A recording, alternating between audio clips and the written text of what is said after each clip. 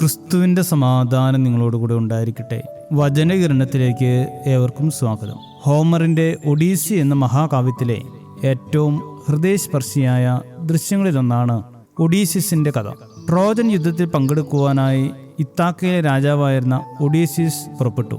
യുദ്ധത്തിന് ശേഷം സ്വന്തം രാജ്യത്തെത്താൻ 20 വർഷം അദ്ദേഹം എടുത്തു. ഇതിൽ 10 വർഷം യുദ്ധത്തിനും ശേഷിച്ച 10 വർഷം ദുഷ്കരമായ യാത്രയ്ക്കുമായിരുന്നു. രാജാവിനെ കാത്ത് അദ്ദേഹത്തിൻ്റെ ഭാര്യയായ പെനലോപ്പയും മകൻ ടെലെമാക്കസും കൊട്ടാരത്തെ കഴിഞ്ഞിരുന്നു. എന്നാൽ രാജാവ് ഇനി മടങ്ങി വരില്ലെന്ന് കരുതി അനേകം യുവാക്കൾ രാജ്ഞിയെ വിവാഹം ചെയ്യാൻ കൊട്ടാരത്തിൽ തന്നെ താമസിച്ചുകൊണ്ടിരുന്നു. ഈ ദീർഘമായ കാത്തിരിപ്പിന്റെ ഭാരം പേറാൻ മനുഷ്യർ മാത്രമല്ല അവിടെ ഉണ്ടായിരുന്നത്.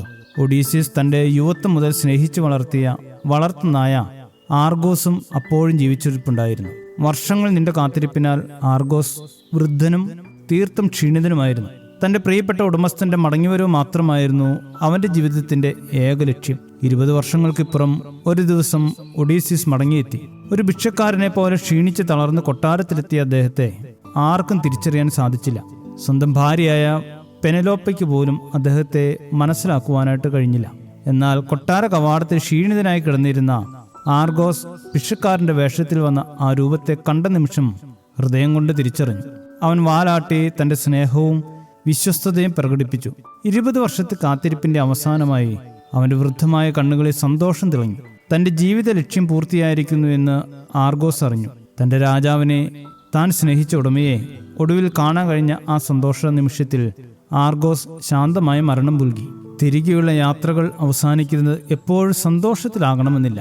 മടങ്ങി വരുമ്പോൾ നമ്മെ കാത്തിരിക്കാൻ ഒരു നായ പോലും ഉണ്ടാകണമെന്നുമില്ല. കാത്തിരിക്കാൻ ആരുമില്ലാത്തിടത്തേക്ക് മടങ്ങി പോകാതിരിക്കുന്നതാണ് നല്ലതെന്ന് ജീവിതം അപ്പോൾ നമ്മെ പഠിപ്പിക്കും. സ്നേഹവും വിശ്വസ്തതയും ഇല്ലാത്തിടത്തേക്ക് എന്തിനാണൊരു മടക്കയാത്ര? മടക്കയാത്രകൾ സന്തോഷകരമാകണമെങ്കിൽ മനസ്സിൽ നല്ല ഓർമ്മകൾ ഉണ്ടാകണം. മാത്രമല്ല, ആ നല്ല ഓർമ്മകളുമായി കാത്തിരിക്കാനും ആരെങ്കിലുമൊക്കെ വേണം. മകന്റെ വരവിനായി കാത്തിരിക്കുന്ന ധൂർത്തപുത്രന്റെ അപ്പനെ പോലെ ഒരാൾ ജീവിതത്തിൽ കാത്തിരിക്കാനില്ലെങ്കിൽ പിന്നെ മടക്കയാത്രകളൊക്കെ നിഷ്ഫലമാകുമെന്ന് കാലം തെളിയിക്കും. നമ്മെ വിട്ടുപോകാൻ പല കാരണങ്ങളും ഉണ്ടായേക്കാം. പക്ഷെ മടങ്ങി വരവിന് പിന്നിൽ സ്നേഹവും ആത്മാർത്ഥതയും ഉണ്ടെങ്കിൽ അവരെ ആ അപ്പനെ പോലെ സ്വീകരിക്കുവാൻ കഴിയണം. വിട്ടുപോയവരുടെ മടങ്ങി വരവിനായി നല്ല ഓർമ്മകളുമായി കാത്തിരിക്കാൻ പറ്റുക എന്നതിലും വലിയൊരു നന്മ മടങ്ങി വരുന്നവർക്കായി ചെയ്യാൻ സാധിക്കുമെന്ന് തോന്നുന്നില്ല. മടങ്ങി വരുന്നവരെ പെട്ടെന്ന് മനസ്സിലാക്കുവാൻ, സന്തോഷത്തോടെ അവരെ സ്വീകരിക്കുവാൻ നമുക്ക് കാത്തിരിക്കാം. ശുഭദിനം നേരുന്നു. ദൈവം അനുഗ്രഹിക്കട്ടെ.